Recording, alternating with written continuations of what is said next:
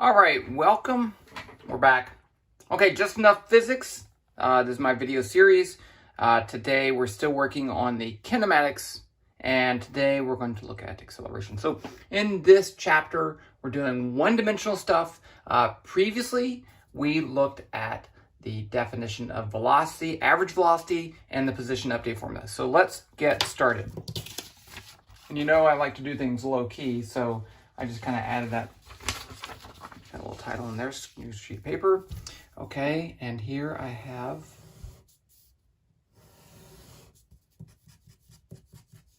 this is a classic experiment, okay? And this is, in fact, one of the things that Galileo did to start exploring the ideas of motion. So here I have a ball. Actually, it's the same person if I turn it into a ball. And the ball starts in this incline, starts up here, and it goes doo. So how do we describe the motion of this ball? Does it have a constant velocity? No, it does not. It starts at rest. I release from rest. And so if I break this into, let's say, 1 meter, and then 2 meter, and then 3 meter, then if I look at the time it takes to go here, it's going to take less time to go the next meter. It's going to take even less time to go the next meter. So the velocity is not constant. How do we describe this motion with kinematics? Okay, so here's where we're going to define a new term called the acceleration. And it is the change in velocity over the change in time. Okay. I'm not going to do a lot of numbers and stuff here. I'm just going to get the basic ideas out. We're going to do some examples in the next case. But this is the definition of acceleration. This is how we define how the speed changes. So this would be in units of meters per second. We often like to write that as meters per second squared. Okay, so that's kind of a weird thing if you really think about it, but and when you see meters per second squared, that could be a unit for acceleration.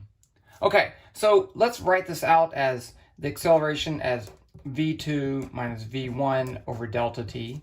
So that's the same thing as a change in velocity. It starts at velocity 1 and ends at velocity 2, and it takes some time interval delta t.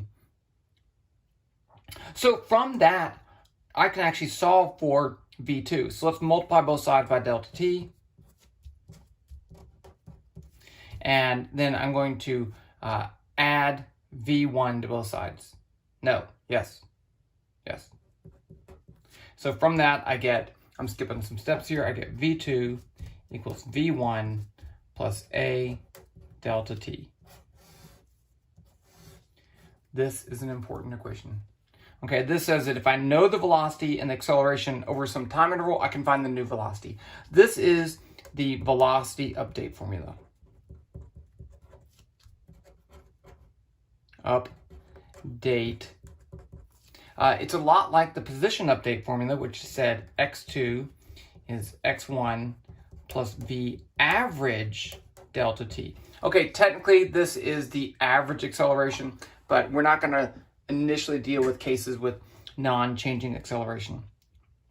Okay, but now what if I want to use this to find the position with the acceleration?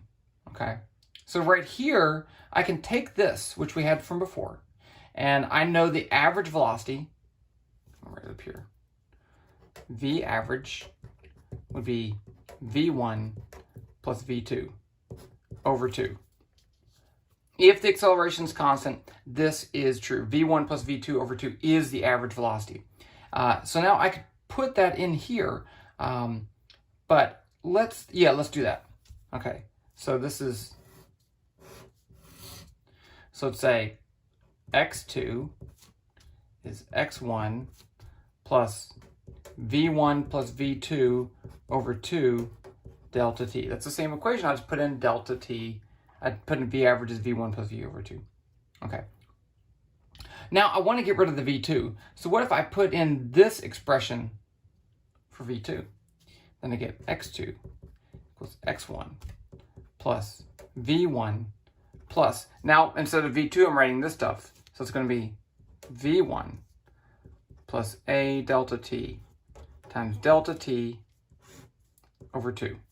So all I did was I substituted in V average, this, and then I substituted this in for V2. So now I have x2 equals x1 plus 2v1 plus a delta t times delta t all over 2. So let's multiply everything by delta t over 2. I get x2 is x1 plus. Okay, so now I have 2v1 over 2 delta t. That's just going to be v1 delta t. And then I have 1 plus 1/2 a delta t, and I have another delta t, so it's going to be squared. So this is a very important equation. This tells us if I know the initial position, initial velocity, time, and acceleration, I can find the new position. Okay, so both of these right here are called kinematic equations. Can't even see that. Let's scoot this up. Kinematic.